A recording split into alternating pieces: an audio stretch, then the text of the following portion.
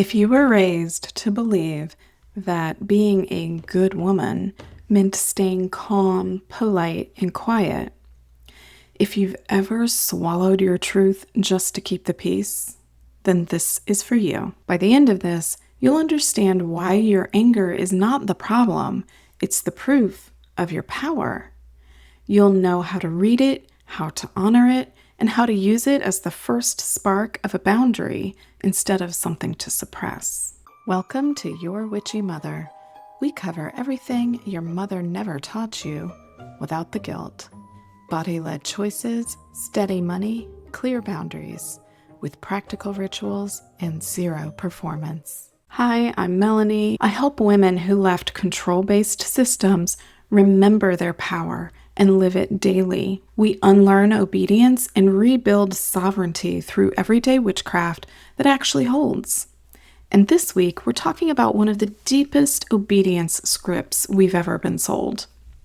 Good girls don't get angry. That script didn't just shape our manners, it shaped our nervous systems. I grew up in a world where obedience was worship and silence was safety.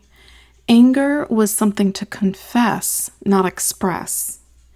And every time I felt heat rise in my chest, I was told to pray it away, breathe it down, or smile through it. So I learned to equate calm with goodness. But calm, built on suppression, isn't peace, it's paralysis. And here's the lie that we were taught. Anger makes you unlovable. That a good woman stays composed no matter what's burning around her. But that composure came at a cost. When you swallow your anger, you also swallow your clarity. You teach your body that truth is unsafe, so you stop trusting yourself. You smile through things that are killing you. You become an expert in self-betrayal, and you call it grace. Let me ask you something. Where have you been mistaking silence for peace?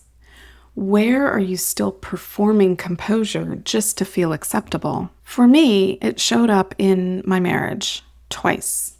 I remember the exact moment my first husband called me crazy for raising my voice after he crossed a line. And I remember believing him and shrinking myself because that's what I'd been trained to do. Distrust myself and overtrust control. But here's what I learned the hard way. My anger wasn't the problem, it was the proof. It was my body's alarm saying, enough, this isn't safety anymore. That fire, the one that made me pack the bags and leave, wasn't rage out of control. It was clarity reclaiming its place in my body. That fire got me and my children to safety, not once, but twice. So when someone tells me, I don't want to be angry, I tell them maybe it's not anger you fear. Maybe it's what your anger will require of you once you listen. That's the root of this programming, obedience as survival. We learn to suppress what would disrupt the system that hurt us. But your nervous system deserves better data now. Anger isn't a sin. There's no such thing as sin. It's sacred data. It shows you where your field has been breached, energetically, emotionally, spiritually. When I talk about sovereignty, this is what I mean. Your energy knows when it's been crossed before your mind can explain it. That's what anger is. It's your field throwing up a flare. So instead of rushing to release it, try this. When the heat rises, pause. Put a hand on your body and ask, what boundary just got crossed? And don't justify it. Don't make it pretty. Just name it. Then, out loud, even if you whisper, say, that's not okay with me. That's the moment your nervous system realizes that you're listening. And that's the beginning of coherence, your truth matching your energy.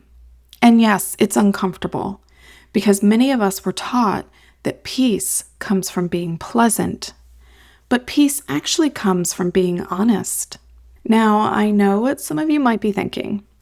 If I let myself feel anger, I'll never stop. Or if I express it, I'll hurt people the way I was hurt. I get that fear. I lived it. But anger without embodiment is destruction. Anger with embodiment is precision. It's the spark that forges a boundary, not the blaze that burns the house down. The difference is coherence. Learning how to feel the fire without letting it consume you. How to let it clarify instead of corrode. That's what we practice inside the witch's field of self-devotion. It's where you learn to transmute that energy into truth that holds, where you stop trying to protect your energy and start reclaiming it. Here's a practice I give my clients. When you feel anger this week, don't rush to fix it. Ask, where in my body do I feel this heat? And then trace it to the boundary that it's pointing to. Maybe it's a relationship. Maybe it's your workload. Maybe it's how you've been speaking to yourself. And then write this down. Anger showed me that blank is sacred. Fill in that blank. That sentence alone can become your next boundary spell. If this conversation stirred something awake in you, good. That's your field remembering its strength. Go watch my free ceremony. You don't need to protect your energy, you need to reclaim it. It's a 5-minute guided practice to help you pull your power back from the places you've been pretending you're fine. You can find it at the link below and in my profile. And when you're ready to go deeper, when you want to live from that clarity instead of just apologizing for it, join me inside the witch's field of self-devotion. It's where we turn recognition into rhythm and emotion into embodied authority. They said that anger made me unlovable. Turns out anger made me free. It burned down what was false. It cleared the way for truth to grow. You don't have to be the good girl anymore. You just have to be the honest one. And that, my love, that's holy work.